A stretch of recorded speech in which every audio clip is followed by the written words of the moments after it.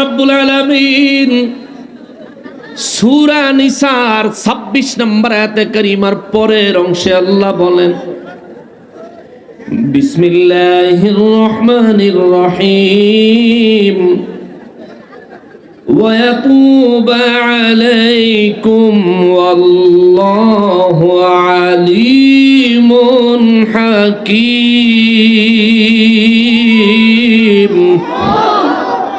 পরের অংশে আল্লাহ কয়, আমি রব্বুল আলামিন এই কুরআনুল কারীম নাজিল করেছি, আমি আল্লাহর বিধানগুলি বিস্তারিতভাবে বর্ণনা করেছি। আমার দুইটা উদ্দেশ্য। প্রথম উদ্দেশ্য হলো আমি আল্লাহ চাই তোমাদেরকে তোমাদের পূর্বপুরুষদের আদর্শ মোতাবেক পরিচালিত করতে। দ্বিতীয়ত আল্লাহ বলেন, আমি চাই তোমরা যাতে তোমাদের পূর্বপুরুষদের আদর্শ মোতাবেক ওয়ায়াতুবা, তোমরা যেন আমি আল্লাহর কাছে তওবা চাও, তওবা করো, ক্ষমা চাও, জীবনের গুনাহগুলির জন্য আমি আল্লাহর কাছে যাতে অনুতপ্ত হও। তোমরা যাতে এমন ভাবে ওয়াদা করো, মালিক জীবনে যেই গুনাহ একবার করেছি আজকে স্মরণ হইল, আল্লাহ জীবনে আর কোনোদিন ওই গুনাহ করব না। আল্লাহ বলেন এইভাবে যেন তোমরা ওয়াদা করতে পারো, এই জন্য আমি আল্লাহ তোমাদের মাঝে কোরআনুল কারীমের বিষয়গুলো বিস্তারিতভাবে বর্ণনা করেছি। চিৎকার দিয়া কোন সুবহানাল্লাহ। এখান থেকে একটা মেসেজ দিতে হবে। মুসলমান বুঝে থাকলে জবাব দেন, আমাদের জীবনের গুনাহ আসেনি? সবাই বলেন আসেনি? আর জবান খুলে বলেন আসেনি? গুনাহ নাই কার একটু হাত তোলেন। গুনাহ নাই কার একটু হাত তোলেন। তার মানে আমাদের সবার গুনাহ আছে, স্বীকার করেন? আমাদের সবার গুনাহ, জবান খুলে বলেন আমাদের সবার গুনাহ, আরো জোরে বলেন আমাদের সবার গুনাহ। রব্বুল আলামিন সূরা নিসার 26 নম্বর আয়াতে বলেন, আমি আল্লাহ সূরা নিসা এবং পুরা কোরআনুল কারীম নাজিল করেছি, বিস্তারিতভাবে আমার বিধানগুলো বর্ণনা করেছি দুইটা কারণে। এক হলো তোমরা তোমাদের পূর্বপুরুষদের আদর্শ মোতাবেক জীবন যাপন করবা। দ্বিতীয়ত আল্লাহ কয় তোমরা তোমাদের গুনাহের জন্য তওবা করবা। সাহাবায়ে কেরাম বলেন, নবী গো, আল্লাহ আমাদের জীবনের গুনাহ ক্ষমার জন্য, তওবা করার জন্য ডাইরেক্ট নির্দেশ দিতে পারেন। কুরআনুল কারীমে বহু জায়গায় আমার আল্লাহ আমাদেরকে ডাইরেক্ট তওবা করার জন্য নির্দেশ দিয়েছেন, কিন্তু আমার আল্লাহ আয়াতে কারিমায় আগে পূর্বপুরুষদের কথা বললেন। একটু পিছনে চাইতে যান না, একটু একটু। আমার রব্বুল ইজ্জত আয়াতে কারিমায় আগে পূর্বপুরুষ ওলি আল্লাহদের কথা বললেন, আল্লাহর প্রিয় বান্দাদের কথা বললেন, পরে আয়েশা তওবার কথা বললেন। হুজুর কারণটা কি গো নবীজি, কারণটা কি? আমার নবী রাহমাতুল লিল আলামিন সূরা নিসার 64 নম্বর আয়াতে কারিমা তিলাওয়াত করে শোনায় দিলেন। আল্লাহ বলেন, বিসমিল্লাহির রহমানির রহিম ওয়ালাউ আন্নাহুম ইযযালামু আনফুসাহুম জাউকা ফাস্তাগফিরুল্লাহ ওয়াস্তাগফার লাহুমুর রাসূল লাওয়াজাদুল্লাহ তাওয়াবার রহিমা। সুবহানাল্লাহ। সূরা নিসার 64 নম্বর আয়াতে আমার রব্বুল আলামিন বলেন, নবী গো, দুনিয়ার মানুষ যারা গুনাহগার, যারা গুনাহ করেছে, এই মানুষগুলি যদি গুনাহ করার পরে ওয়ালাউ আন্নাহুম ইযযালামু আনফুসাহুম জাউকা, এই মানুষগুলো গুনাহ করার পরে যদি আপনি নবী রাহমাতুল লিল আলামিনের দরবারে তারা আসতো, সুবহানাল্লাহ, জোরে কও, গুনাহ করেছি কার দরবারে? গুনাহগার হইলাম কার দরবারে? শাস্তি দিতে পারেন কে? জোরে বলেন কে? মাফ করে দিতে পারে কে? জোরে বলেন না কে? তাহলে ক্ষমা চাইবো কার কাছে? যাইবো কার দরবারে? কিন্তু আল্লাহ কোরআনে সূরা নিসার 64 নম্বর আয়াতে কয়, নবী গো নবী, ওয়ালাউ আন্নাহুম ইযলামু আনফুসাহুম জাউকা, বিশ্বের মানুষ যদি গুনাহ করার পরে এই মানুষ যদি আপনি নবীর দরবারে আসে, আল্লাহ কয় যদি তারা আপনার দরবারে আসে, ফাস্তাগফিরুল্লাহ, আপনার দরবারে আসার পরে এই মানুষগুলি যদি আমি আল্লাহর দরবারে ইস্তেগফার করে ক্ষমা চায়, সুবহানাল্লাহ, ক্ষমা করবেন কে? কিন্তু নবীর দরবারে যাইতে দিক নির্দেশনা কোরআনুল কারীমে দেয় কে? আমাদের দেশের ওয়াহাবিরা কয় হজে গেলে নবীর দরবারে যাওন লাগতো না। জোরে কন্না নাউজুবিল্লাহ। কি আশ্চর্যের ব্যাপার! এই ওয়াহাবিগো কথা কইলে বেলা আমগো বলে দোষ হইব। আল্লাহ কোরআনে সূরা নিসার 64 নম্বর আয়াতে কয়, গুনাহ করলে নবীর দরবারে যাও। আল্লাহু আকবার। আল্লাহ কয় গুনাহ করলে নবীর দরবারে যাও। মৌলভী কয় হজে গেলে মদিনা যাওয়া দরকার নাই। এবার সাহাবায়ে কেরামের জীবন থেকে এই বিষয়ের একটা বাস্তবতা নেই। নবীজি রাহমাতুল্লিল আলামিনের একজন সাহাবী ছিলেন, মদিনা মুনাওয়ারায় বহু দূরে গ্রামে বসবাস করতেন। অনেক দূরে গ্রামে বসবাস করতেন একজন আমার নবী রাহমাতুল্লিল আলামিনের একজন সাহাবী ছিলেন। আমার নবী রাহমাতুল্লিল আলামিনের যখন ইন্তেকাল হলো, মোবাইলের যুগ ছিল না, আধুনিক জামানা ছিল না। নবীজির সাহাবী ওই দূরে গ্রামের থেকে নবীজির ইন্তেকাল মোবারকের খবর পায় নাই। আমার নবী রাহমাতুল্লিল আলামিনের ইন্তেকাল মোবারকের কিছুদিন পরে নবীজির ওই সাহাবী ওই গ্রাম থেকে নূর নবী রাহমাতুল্লিল আলামিনের দরবারে আগমন করলেন। আয়েশা দেখে আবু বকর সিদ্দিক রাদিয়াল্লাহু তাআলা আনহু মসজিদে নববী শরীফে, ওমর রাদিয়াল্লাহু তাআলা আনহু মসজিদে নববী শরীফে, উসমান যিন্নুরাইন রাদিয়াল্লাহু তাআলা আনহু মসজিদে নববী শরীফে, আলী কাররামাল্লাহু ওয়াজহাহু মসজিদে নববী শরীফে। কিন্তু আমার নবী রাহমাতুল্লিল আলামিনকে দেখা যায় না। নবীর সাহাবীর কলিজায় একটা চিপ দিছে। নবীর সাহাবী ডাইকা কয়, আবু বকর, আমি আমার দয়াল নবী রাহমাতুল্লিল আলামিনের দরবারে নবীর খেদমতে হাজির হতে এসেছি। আমার নবী কোথায়, আমার একটু দেখা দাও, আমি আমার নবী রাহমাতুল্লিল আলামিনের কদমে দাঁড়াবো। আবু বকর সিদ্দিক রাদিয়াল্লাহু তাআলা আনহু দুই চোখের পানি ছেড়ে দিলেন। দুই চোখের পানি ছেড়ে দিয়া আবু বকর সিদ্দিক রাদিয়াল্লাহু তাআলা আনহু বললেন, আপনি মেহেরবান, আমি এই বিষয়ে জবাব দিতে পারবো না। হযরত ওমর রাদিয়াল্লাহু তাআলা আনহুকে জিজ্ঞেস করলেন। ওমর রাদিয়াল্লাহু তাআলা আনহু শুধু কান্দে, কোনো জবাব দেয় না। উসমান রাদিয়াল্লাহু তাআলা আনহুকে জিজ্ঞেস করলেন। উসমান রাদিয়াল্লাহু তাআলা আনহু কোনো জবাব দেয় না। আলী রাদিয়াল্লাহু তাআলা আনহুকে যখন জিজ্ঞেস করলেন, আলী রাদিয়াল্লাহু তাআলা আনহু কাঁদতে কাঁদতে বললেন, সাহাবী রে, আমার এই দুই হাতে রাহমাতুল্লিল আলামিনকে রওজা মোবারকে রেখেছি। সুবহানাল্লাহ। আপনাদের মনোযোগ শেষ? মনোযোগ শেষ। দেখছি খালি ঘুরে ঘুরে হেদিকে সান আইবো আইবো আইবো। আইয়া যখন পড়ছে স্টেজেও আইবো। একটু চাটা খাই আইক নাকি? না এখনই আইতো? একটু একটু দরকার আছে না?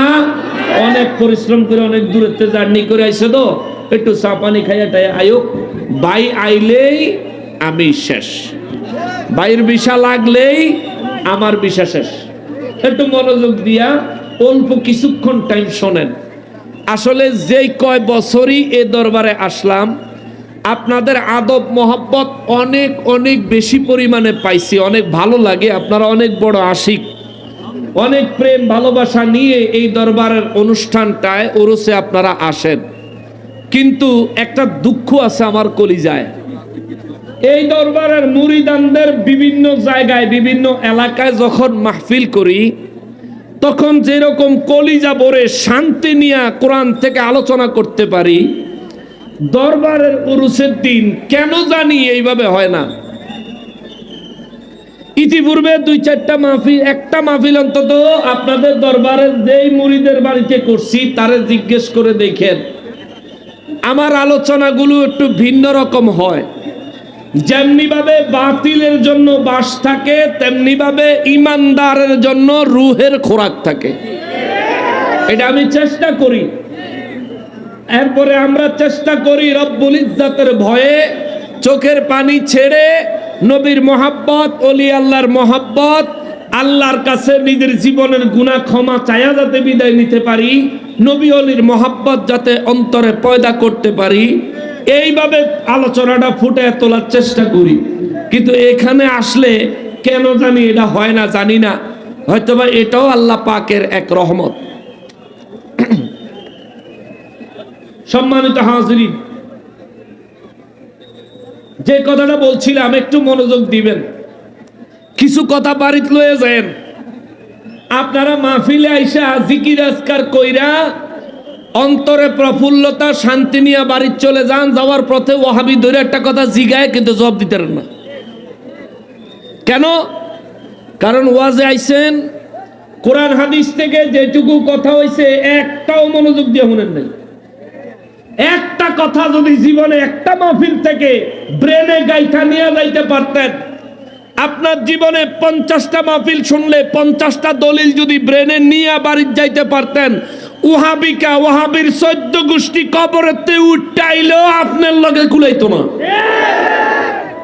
কিন্তু আফসোস, আমরা আছি রং তামাশায়। প্রেম বিষে ধরছে গো যারে, ওরে কি করিব যায় তারের বিষে পরাণ যায়, প্রেম বিষে পরাণ যায় গো।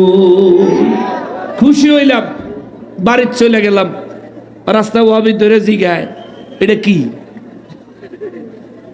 এই যে এতক্ষণ মাহফিলের ভিতরে হুন্না আইলে এটা কিতা? এটার কোনো জবাব আমাদের কারো কাছে নাই।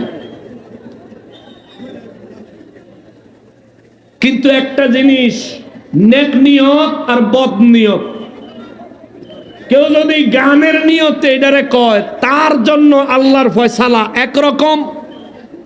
কেউ যদি এই কথাটা ভালো নিয়তে জিকিরের মাঝখানে শের হিসাবে বলতে চায়, তার জন্য আল্লাহর বিধান ভিন্ন রকম।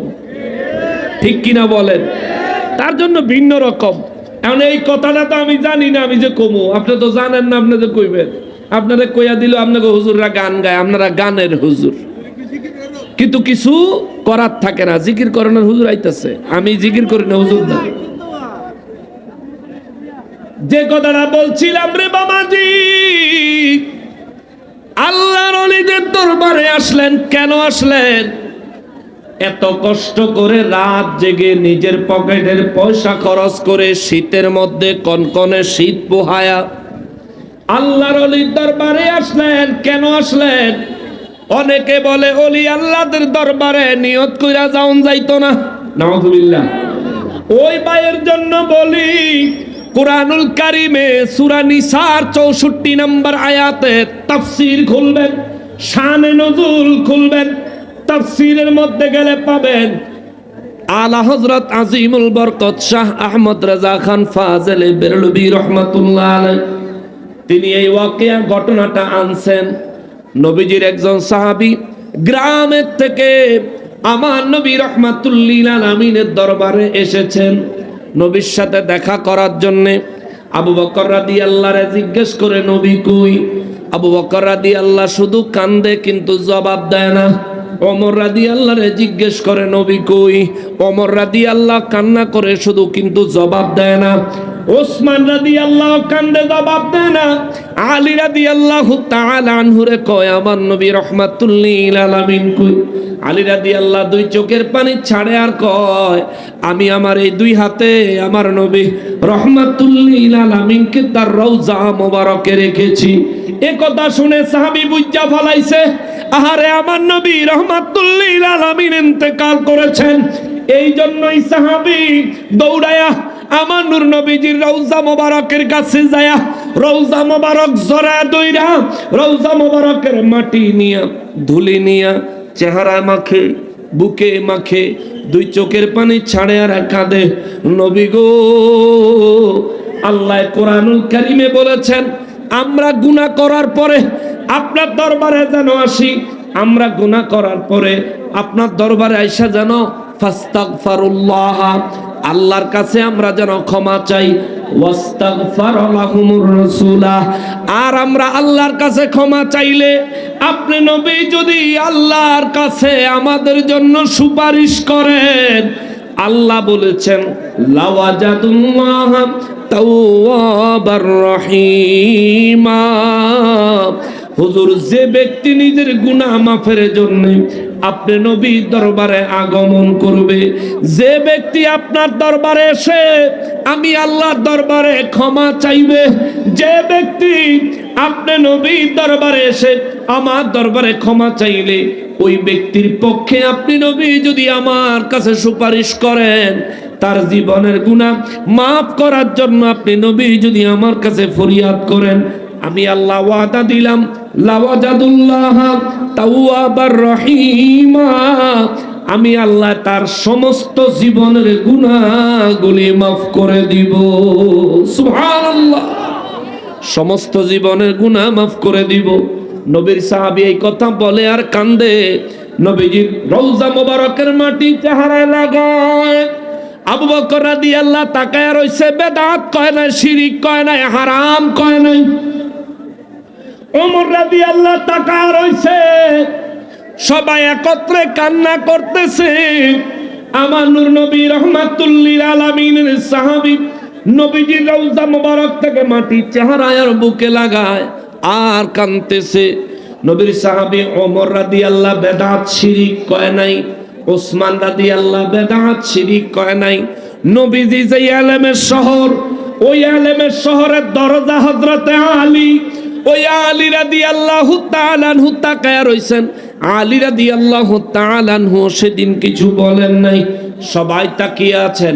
আর আমার নবীর এই সাহাবী নবীর রওজা মোবারক জড়ায়া ধরে ধরে কান্দে, চোখে মুখে মুখে নবীজি রওজা মোবারকের মাটি মোবারক মাসেহ করে। কিছুক্ষণ পরে রওজা মোবারক থেকে আমার নবী আওয়াজ দিয়া বলে, সাহাবীরে আর কান্না করা লাগবে না, আমার আল্লাহ তোর জীবনের গুনাহ মাফ করে দিছে। আল্লাহু আকবার। এখান থেকে কয়টা মাসালা লয়া যান। আরে আপনারা কেন ডিস্টার্ব করেন? রে বাবা পিছে যা, পিছে যা, তুমি আরো পিছে যাও, বাবা আর একটু পিছনে যাও। হ্যাঁ হ্যাঁ হ্যাঁ, এরা অনেক কষ্ট করে এসে আবার মাটিতে বইছে, এর মধ্যে যদি হেরা যদি একটু না দেখতে পারে কলজাটা ঠান্ডা হইতো না, বুঝছো রে? এর লেগে অতএব একবার একটু সুযোগ দিও, হ্যাঁ একটু সুযোগ দিও। এখান থেকে তিনটা মাসআলা নিয়ে যান। যারা ওলি আল্লাহদের দরবারে নিয়ত করে যাওয়াকে শিরিক বলে, নবীর সাহাবী নবীর দরবারে আইছে কি নিয়ত কইরা না নিয়ত ছাড়া?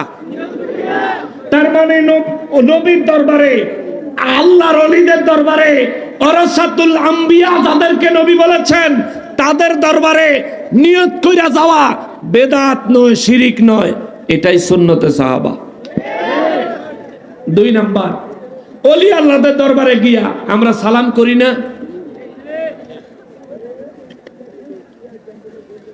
ওলি আল্লাহর দরবারে গিয়া সালাম করা, সেখানকার ধুলিবালি বরকতের জন্য চোখে মুখে বুকে মাসেহ করা, এটাও বিদআত নয়, শিরিক নয়, বরং এটা সুন্নতে সাহাবা। জোরে কোন সুবহানাল্লাহ।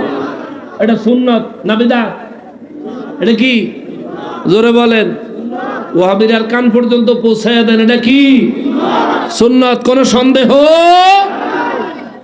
3 নাম্বার, ওলি আল্লাহদের দরবারে গিয়া আল্লাহর কাছে রহমত চাইলে রহমত পাওয়া যায়। জোরে কন্যা সুবহানাল্লাহ। নবীর দরবারে নবীর সাহাবী গেছেন, যায়া কানছেন, ইয়া রাসূলুল্লাহ, আল্লাহর কাছে কান্দে নাই। বুঝবেন, এখানে আবার এই কথা বললে অনেকে শিরকের ফতোয়া লাগাইবে। আরে ভাই, আল্লাহরে বাদ দিছে এই কথা বুঝাই নাই, বুঝাইতে চাইছি কোরআনে যে আল্লাহ বলছেন সূরা নিসার 64 নম্বর আয়াতে, গুনাহ করলে নবীর দরবারে যাইও, আমার কাছে ক্ষমা চাইও, আমার হাবিব তোমার পক্ষে সুপারিশ করলে আমি তোমার জীবনের গুনাহ মাফ করে দিব। সুবহানাল্লাহ। ওই আল্লাহর হুকুম মোতাবেক নবীর সাহাবী আমল করছেন। নবীর দরবারে যায় কইছে, নবী গো, ও নবী, আপনি তো ইন্তেকাল করলেন, আমার কি হবে? আমি তো গুনাহ লই আইছিলাম, হুজুর আমার গুনাহ মাফের কি হবে? এই কথা বলে নবীর সাহাবী কান্না শুরু করছেন। নবী রওজা মোবারক থেকে জবাব দিছেন, তোমার গুনাহ আল্লাহ মাফ করে দিয়েছে। সুবহানাল্লাহ। তাহলে ওলির দরবারে যায় কানলে, ওলি আল্লাহর কাছে সাহায্য চাইলে বেদাত শিরিক হবে না সুন্নাত? জোরে কর।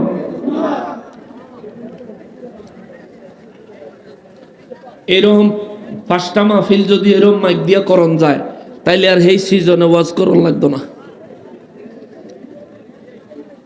আমি এমনি দুর্বল মানুষ, আমার দেশের দুর্বল্যটা।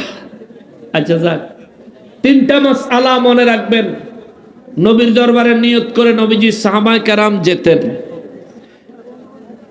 তার মানে ওলি আল্লাহরা হচ্ছেন ওয়ারাসাতুল আম্বিয়া, নবীগণের ওয়ারেস। আমাদের গুনাহ আসেনি? কথা কন না কা?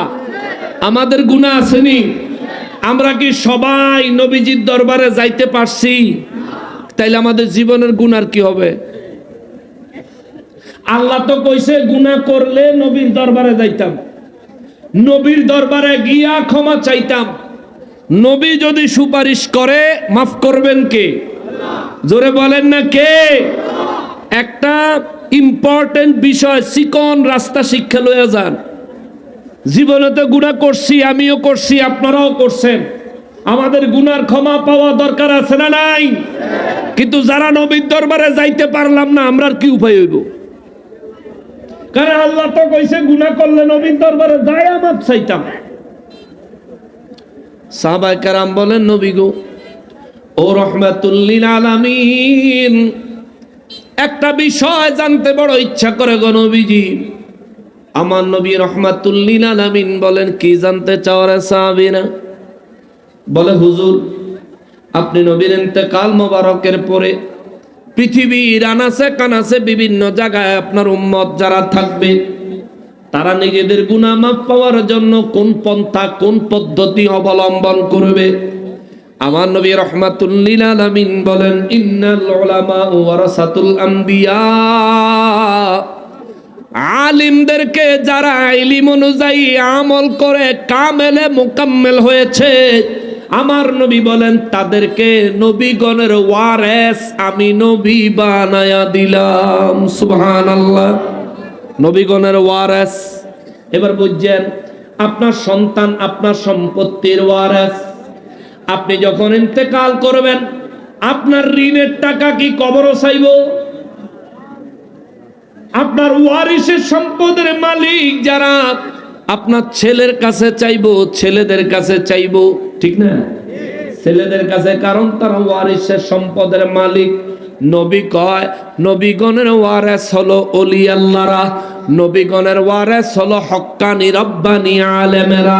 যেই আলেম ইলম অনুযায়ী আমল করে আল্লাহর প্রিয় কামেল হয়ে গেছে, যেমন হযরত আবু বকর সিদ্দিক রাদিয়াল্লাহু তাআলা আনহু।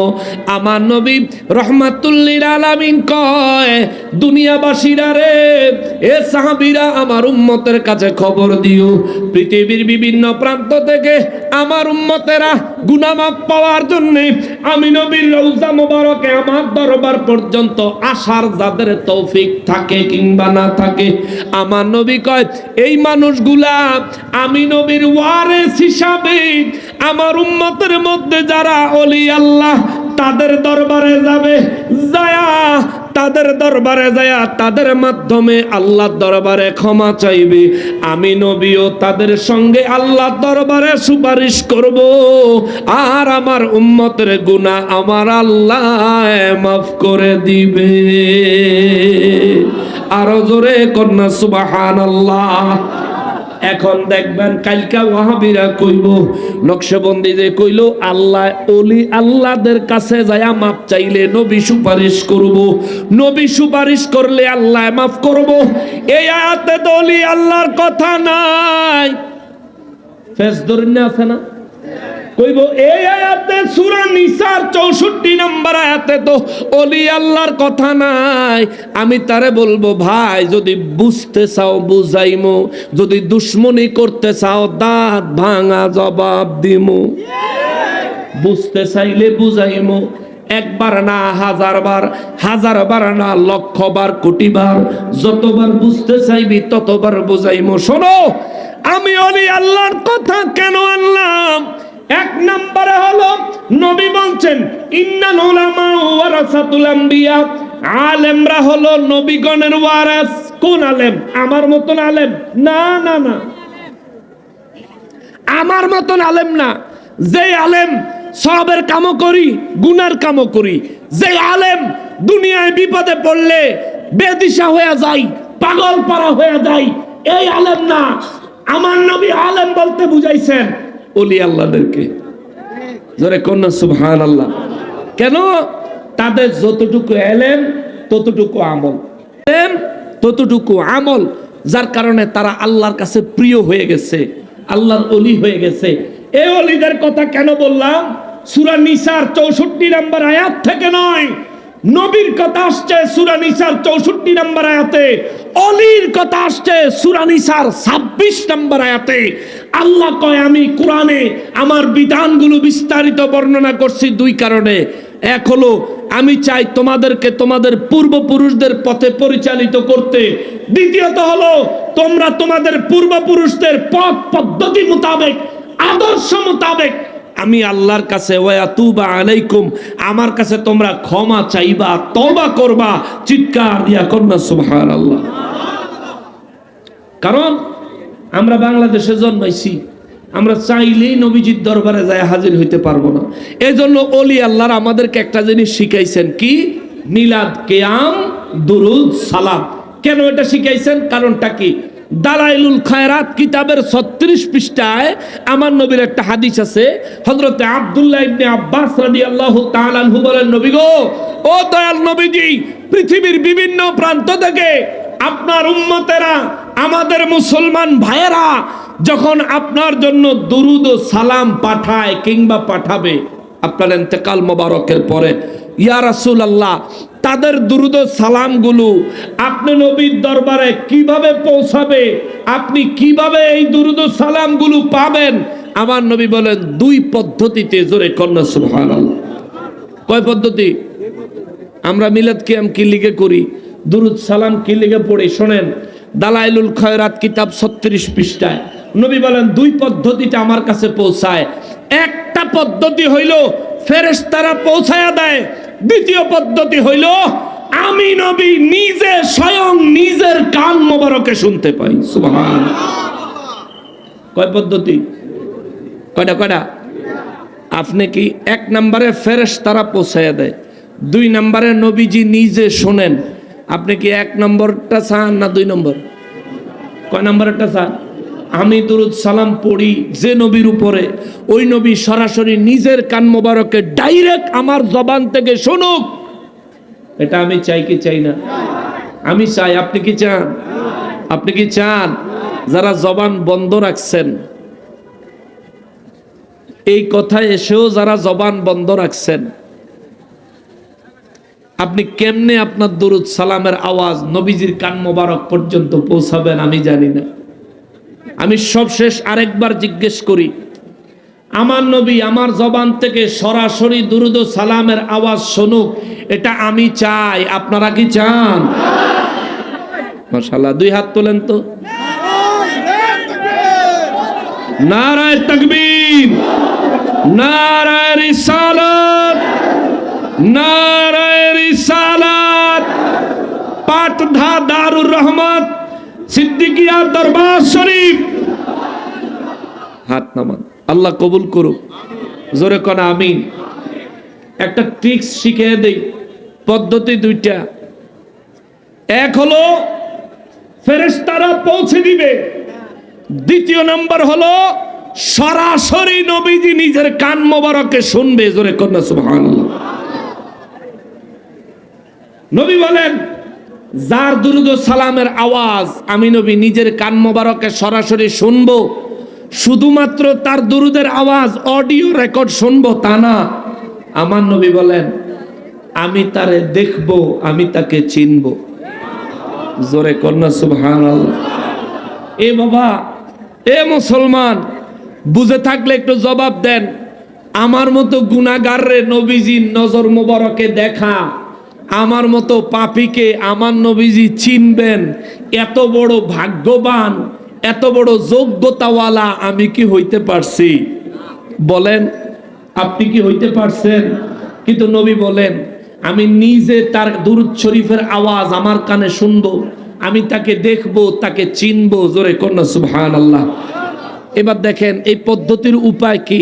নবী বলেন, এক নম্বরে সারা পৃথিবীতে আমার উম্মতেরা যখন আমি নবীর উপর দুরূদ ও সালাম পড়ে, এটা দুইটা কাইফিয়তে পড়ে। প্রথম একটা কাইফিয়ত হলো আমার উম্মত আমার উপর দুরূদ শরীফ পড়ে কিন্তু মোহাব্বত বুঝে না। যেমন আমরা এখানে বয়ানের শুরুতে দুরূদ শরীফ পড়ছি, এই দুরূদ শরীফ কিছু মানুষ মোহাব্বত বুঝে নবীর প্রেমে পড়ছেন, আর কিছু মানুষ চিন্তা করছেন সবাই পড়তেছে আমিও পড়ি, অর্থাৎ আপনি মোহাব্বত বুঝেন নাই। নবী বলেন যে ব্যক্তি মোহাব্বত না বুঝে আমি নবীর উপর দুরূদ ও সালাম পড়ে, ওই ব্যক্তির দুরূদ ও সালাম ফেরেশতারা আমি নবীর দরবারে পৌঁছে দেয়, জোরে কোন সুবহানাল্লাহ। আর যে ব্যক্তি আমি নবীর প্রেম মোহাব্বত নিয়া আমি নবীর উপর দুরূদ ও সালাম পড়ে, আমার নবী বলেন আমার ওই উম্মতকে আমি দেখি, আমি তাকে চিনি, তার দুরূদ ও সালামের আওয়াজ সরাসরি আমি নবী আমার নিজের কান মোবারকে শুনতে পাই, সুবহানাল্লাহ। নবীজি রাহমাতুল লিল আলামিন বলেন আমি নবীর মোহাব্বত সহ পড়নেওয়ালা দুরূদ পড়া উম্মতের দুরূদ গুলি আমি নবী রাহমাতুল লিল আলামিন আমার কাছে জমা করে রাখি, সুবহানাল্লাহ, জমা করে রাখি।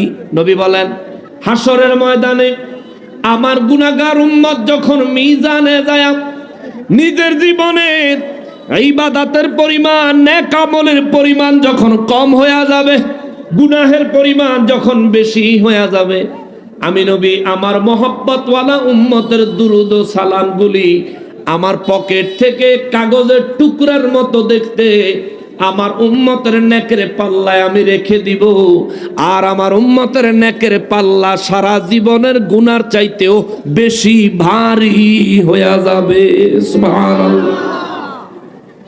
এই হাদিসটা আনলাম কারণ আছে, আল্লাহ বলছে গুনাহ করলে নবীর দরবারে যাও। কেন? নবীজির যেন তোমার প্রতি মনোযোগ আসে, তোমার প্রতি নবীজি রাহমাতুল লিল আলামিনের যেন মনোযোগ আসে। এই জন্য ওলি আল্লাহরা আমাদেরকে শিখাইলেন আমরা যে কোনো দোয়া অনুষ্ঠান করার আগে মিলাদ পড়ি কি পড়ি না? কথা কন না, কথা কয় না রে? দুরূদ শরীফ পড়ি না?